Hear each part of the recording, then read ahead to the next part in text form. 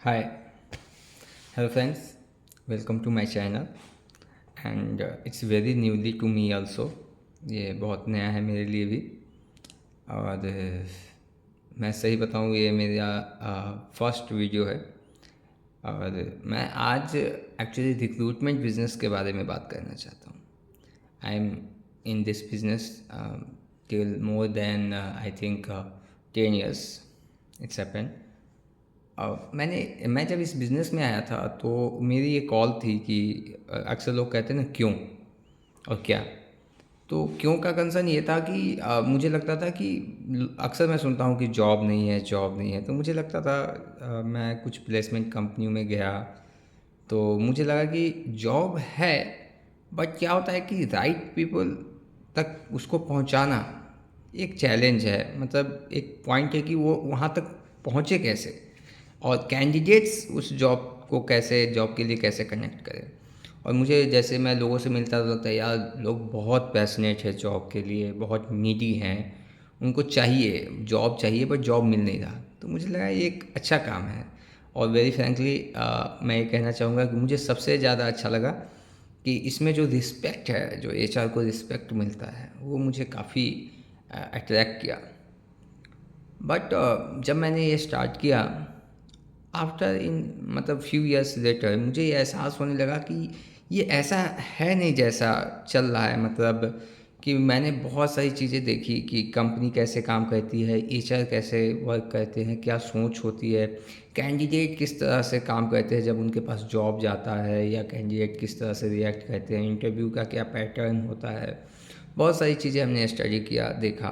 तो अगर अब मैं ये कहूँ कि प्रॉपर उसका एक्सपीरियंस लिया मैंने.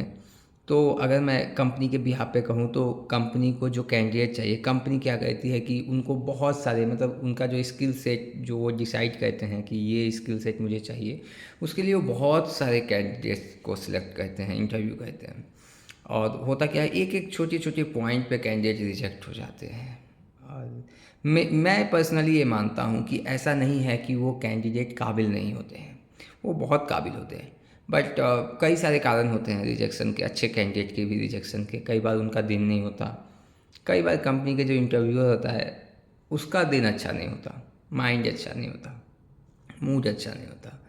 कई बार क्या होता है कि कैंडिडेट टाइम पे नहीं पहुंच पाते किसी वजह से और कंपनी एचआर उसको ले कंसीडर कर लेते हैं कि नहीं, कैंडिडेट इतना मतलब टाइमिंग को लेके या चीज़ों को लेकर सीरियस नहीं है. कई बार क्या होता है उनका सबसे ज़्यादा जो इशू होता है, सबसे ज़्यादा वो होता है उनकी पर्सनालिटी को लेकर.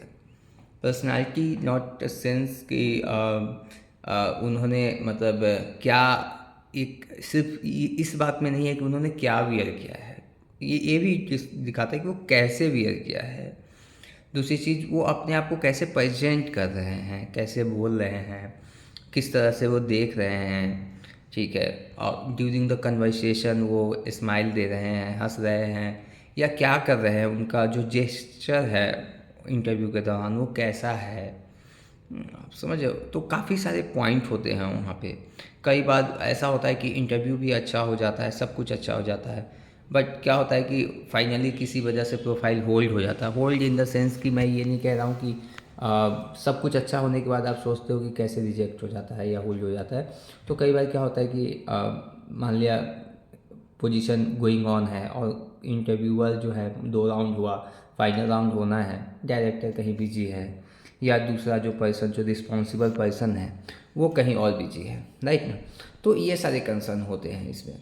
और इसके अलावा भी काफ़ी सारे पॉइंट होते हैं जिसकी वजह से प्रोफाइल या इंटरव्यू अच्छे कैंडिडेट भी रिजेक्ट कर जाते हैं. और लेकिन जो सबसे बड़ा कंसर्न है वो है ये मतलब पर्सनालिटी का भी आप कह सकते हैं. पर्सनल डेवलपमेंट जो है स्किल से, उसकी कमी बहुत इंडिया में दिखती है. कम्युनिकेशन एक ऑल्सो एक बड़ा रोल प्ले कर रहा है इसमें.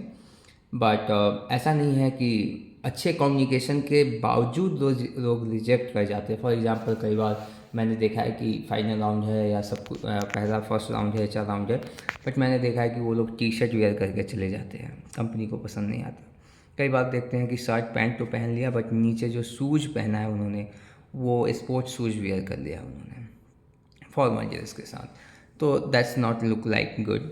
कई बार कैप वियर कर लेते हैं, मैंने तो कई बार इंटरव्यू में देखा है लोग बैक कैप वियर करते हैं। कई बार लेडीज़ के साथ भी बहुत बार होता है, और कई बार मुझे बड़ा अजीब लगता था कि मैं उनको कैसे समझाऊं कि क्या वियर करना है। ठीक है, मैं उनको शॉर्ट में समझाता भी था कि फॉर्मल ड्रेस वियर करो, तो she is asking sir formal में क्या वियर करें यार। अब ये सारी चीज़ें भी उनको कई बार सिखानी पड़ती है, क्या क्या वियर करना है। ठीक है, और किस तरह से अपने आप को प्रेजेंट करना है। ठीक है, कई बार कैंडिडेट विदाउट सी भी चले जाते हैं इंटरव्यू में। ये बहुत बड़ा लूपहोल है। बहुत कई कॉन्फिडेंट, इतने कई बार ओवर कॉन्फिडेंट होते हैं, बहुत ज़्यादा। तो ये तो हो गया कि वो रिजेक्शन के क्या पॉइंट होते हैं, मैं इस पे भी किसी दिन डिस्क्राइब करूँगा इसको भी काफ़ी, और बहुत सारे पॉइंट हैं। बट चूँकि ये मेरा फर्स्ट वीडियो है और मैं खुद भी नर्वस हूँ वेरी फ्रेंकली, तो मैं ऑफिस में बैठा था, मैंने सोचा चलो आज से ही शुरुआत करते हैं। तो होप आपको ये मेरा जो पॉइंट है आपको समझ में आएगा और ये आपके लिए यूजफुल रहेगा। दूसरी चीज़, जो वो सीवी बनाते हैं वो भी देखना होता है, क्योंकि आपका सीवी जो होता है आपका फर्स्ट इम्पैक्ट डालता है कंपनी के माइंडसेट में या एचआर के लिए। तो वो प्रेजेंटेबल कितना है, किस तरह से दिख रहा है, उससे पता लग जाता है। कई बार सीवी देख के हम लोग डिसाइड कर देते हैं नहीं इसका तो कम्युनिकेशन अच्छा नहीं होगा, ये कैंडिडेट प्रेजेंटेबल नहीं होगा, समझे। तो ऐसा होता है। कंपनी को क्या चाहिए, कंपनी को चाहिए कैंडिडेट स्किल सेट तो चाहिए, लेकिन स्टेबिलिटी चाहिए। और सीनियर को चाहिए कि कैंडिडेट ऐसा हो जो उनकी सुने। और वेरी फ्रैंकली जो लास्ट 5 to 10 ईयर्स में जो चेंजेज हुए हैं उसमें ये देखने को मिला है कि आजकल सुनने वाले बच्चे कम आते हैं। दूसरी चीज़, एक पॉइंट मैं मिस कर गया जिसको मैं बताना चाह रहा था, कि जब मैं इसमें आया तो मेरा ये जो ट्रस्ट था कि मैं किसी की मदद कर रहा हूँ और लोग हैप्पी होंगे मेरे बिजनेस से, या मैं अच्छा महसूस करूँगा अगर मैं ऐसा कहता हूँ, वो मेरा तब ब्रेक डाउन हुआ। वैसे ये मेरा पैसन है, बट फिर भी जब मैंने देखा कि कैंडिडेट्स जो आते हैं, मतलब आप यकीन मानो मैं आपको कुछ रीज़न देता हूँ। फॉर एग्जांपल, जैसे मैंने किसी कैंडिडेट को लाइनअप किया, कल उसका इंटरव्यू है। पीछे कोरोना काल के बाद वीसी राउंड बहुत होने लगे हैं, वर्क फ्रॉम होम में लोग भी चले गए हैं, बट पहले ज़्यादातर फेस टू फेस ही होता था। तो ऐसा होता है कि कैंडिडेट्स को मैंने कॉल किया, सब कुछ ओके है, वही कैंडिडेट्स बिजी है, सॉरी बिजी नहीं है, मतलब फ्री है, आप ये कह लो बिल्ला है। अगर मैं सॉरी मेरे इस माइंड को ऐसे मत करना, बट कहने का मतलब कि जिस तरह से कैंडिडेट रिस्पॉन्स करते हैं एकदम नॉट वर्किंग और वेरी इंटरेस्टेड, बट सडनली मैं रात को 7 बजे 8 बजे कॉल करता हूँ, sir okay I am ready, मैं कल डेफिनेटली आऊँगा, मुझे इस जॉब की ज़रूरत है। Suddenly in the morning excuses come, वो they are not picking the call, and excuse जो आता है, समवन मतलब कोई एक्सपायर कर गया, किसी का एक्सीडेंट हो गया, समहाउ कई बार ऐसा होता है कि उनके खुद का एक्सीडेंट हो जाता है डेटेड, एंड उसके बाद जैसे मैंने बताया कोई एक्सपायर कर गया, फिर उन्होंने फ़ोन पिक करना बंद कर दिया, कोई काम आ गया अर्जेंटली, मतलब ये तो कई बार होता है एक्सपायर करना और काम आना, कि सर बहुत अर्जेंट काम आ गया, दैट्स वाई मैं आउट ऑफ दिल्ली चला गया हूँ। मतलब मैं अगर दिल्ली में हूँ तो suddenly candidate out of Delhi चला जाता है, मतलब अभी आप समझो कि शाम तक उसके पास कोई काम नहीं था। आई थिंक फैमिली वाले भी उसको नहीं पूछते होंगे कि यार क्या है, क्या करेगा, काम कर कुछ, लेकिन सडनली वो आउट ऑफ दिल्ली चला जाता है। इतना अर्जेंट वर्क होता है और इतना वो रिस्पॉन्सिबल पर्सन हो जाता है घर के लिए कि सडनली वो आउट ऑफ दिल्ली चला जाता है। और इस तरह से बहुत सारे रिस्पॉन्स आते हैं। सडनली उसको जॉब प्रोफाइल नहीं समझ में आता है, सडनली क्या होता है कि कुछ चीज़ें मिसिंग होने लगती है, समझ। तो ऐसे बहुत सारे प्रॉब्लम होता है, कुछ कोई अचानक से उसका सिलेक्शन हो जाता है। तो ऐसे ऐसे ऐसे एक्सक्यूजेज आते हैं, और ये वो एक्सक्यूजेज हैं जो बहुत बड़े लेवल पे आते हैं। उसका तबीयत सही नहीं होता, he as she is not feeling well, ठीक है। और एक चीज़ इसमें ये जो एक्सक्यूजेज मैंने बताया, अगर मैं रेशो बताऊँ मेल और मतलब जेंट्स में और लेडीज़ में, तो ये एक्सक्यूजेज जेंट्स में ज़्यादा आती है, जबकि लेडीज़ में भी आता है, बट लेडीज़ में जो मैक्सिमम एक्सक्यूजेज आता है वो आता है लोकेशन को लेकर, ठीक है। एक बार ऐसा हुआ कि आपको मैं बता रहा हूँ कि कैंडिडेट्स इज इन गुड़गांव, ये मेरा रिसेंट है, और गुड़गांव से मैंने गुड़गांव के लिए रिक्रूटमेंट की है। और after first round second round में जब उसको बोला जाता है तो सी सेड कि सर लोकेशन इज़ सो फार। कितना फार? तो सर बहुत दूर है, मेरे लिए बहुत इनकन्वीनियंट है। मैंने कहा यार आप गुड़गांव में हो? तो सर गुड़गांव में हूँ बट मेरे घर से काफ़ी दूर है, रश बहुत होता है। मैं कहा कितना टाइम लगेगा आपको, कितना किलोमीटर है? सर 13 किलोमीटर है अप्रोक्स है। मैं कहा ये बहुत दूर है। तो सर बहुत देर लगेगा, मतलब 1 घंटे के आसपास का टाइम होगा, मैं इतना ट्रैवलिंग नहीं कर सकती। तो इस तरह का इशू आता है। तो ये जो मेरा सोच था वो बिल्कुल बदल गया, नैरेटिव बिल्कुल चेंज हो गया। फिर मुझे लगा यार डू माई ऑन बिजनेस, ठीक है। और बट मैं अपनी बात करूँ, मुझे बहुत अच्छा लगता है ये काम करते हुए, इसीलिए मैं इस काम को कहता हूँ।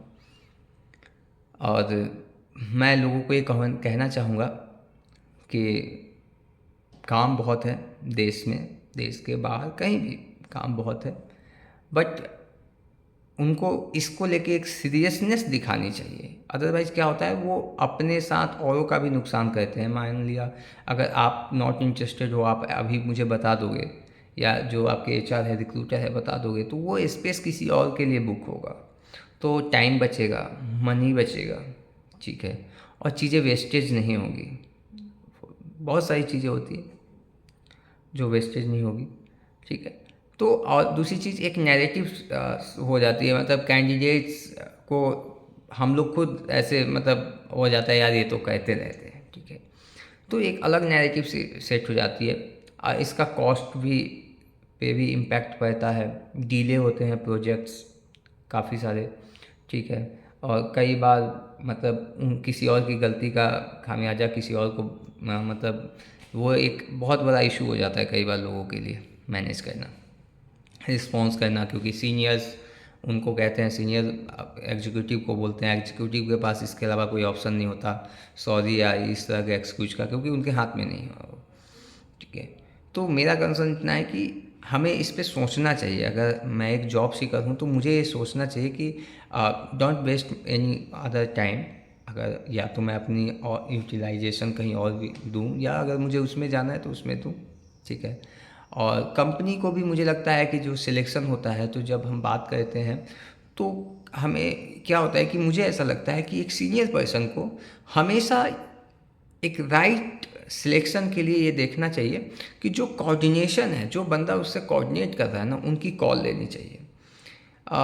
देखो, क्योंकि मेरा ऐसा एक्सपीरियंस रहा है कि एक वो जो कोऑर्डिनेटर है ना, वो राइट चीज़ बता सकता है कि कैंडिडेट किस तरह का रिस्पॉन्स कर रहा है। उसको अगर थोड़ा एक्सपीरियंस है, सेंस है, तो बता सकता है कि वो कैंडिडेट कितना स्टे करेगा और क्या उसके ट्रस्ट मतलब कंपनी के लिए कितना लाइबल हो सकता है। ये सारी चीज़ें वो बंदा बता सकता है, ठीक है, अगर थोड़ा भी उसको एक्सपीरियंस है, समझ है इन चीज़ों की।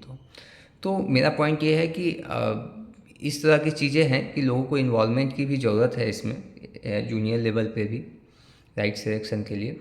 जॉब यकीनन बहुत है, ठीक है। ये है कि हाँ चीज़ें मतलब एक आप ये कह सकते हो कि जैसे किसी चीज़ में हम कहते हैं कि पैरामीटर, ठीक है, वो अप एंड डाउन हो जाता है, ठीक है। क्वालिटी आप कह सकते हो जॉब की या किसी चीज़ की, ठीक है। बट उसके भी कई सारे पैरामीटर होते हैं कि क्यों ये कम हो रहा है, क्या इशू है, ठीक है। हम आगे भी इन सब पॉइंट्स पे डिस्कस करेंगे, बट ओवरऑल इज गुड। आज के लिए मैं आप लोगों के टाइम के लिए थैंक यू कहूँगा। मैं इस पे आगे फिर से विस्तार से आपसे डिस्कस करूँगा एक बेहतर तरीके से। आज के लिए धन्यवाद। थैंक यू सो मच दोस्तों।